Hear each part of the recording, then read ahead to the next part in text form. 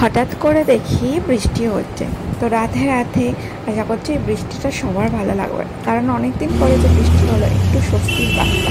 প্রথমবার দুপুরবেলা 2টোর সময় থেকে বৃষ্টি হচ্ছে, সেটা তোমাদের সাথে শেয়ার করলাম। তারপর বেরিয়ে পড়লাম আর অটো ধরেই ফিরছিলাম তারাতলা, মানে তারাতলায় যাচ্ছিলাম বাস ধরবো বলে।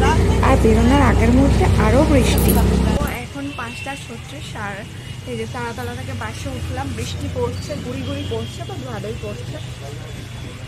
আর এমনটা নয় যে আমার কাছে ছাতা নেই, ছাতা আছে, বাট আমার অভ্যাসটা এমন শুকনো ছাতা থাকলে যদি অল্পক্ষণের জন্য 2-4 মিনিট ভিজতে হয়তো ভিজবো, বাট ছাতা ভেজাবো না, এই আর কি। আর এই সাইডে বসেছি, গাড়িতে সব জায়গায় শীতে জল পড়ছে, বাট এই সাইডটা হয়তো একটু কম, পড়লো, তাই এই সাইডে বসলাম। মোটামুটি খালি আছে, তো একটুখানি চা নিয়ে আসবো। যাই হোক, সঙ্গে থাকো আর দেখতে থাকো। চলো এখনকার মতো টাটা, আবার পরে আসছি তোমাদের সাথে। একটা ভিডিও ব্লগ এডিটিং করব, ব্লগ আপলোড করব, তার বাড়িতে যাব। বাড়িতে গিয়েও তোমাদের সামনে আসতে পারবো না, ফ্রেশ হবো তার।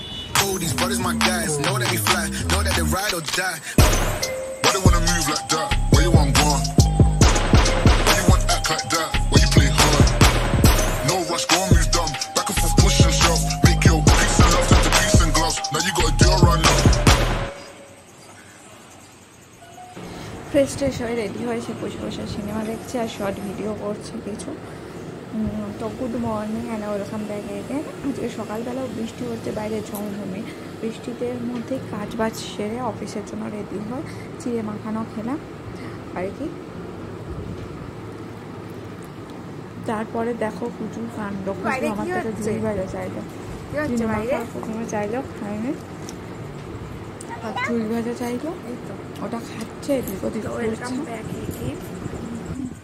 তো সমস্ত কাজ কমপ্লিট হয়ে গেছে, এবার বের হব।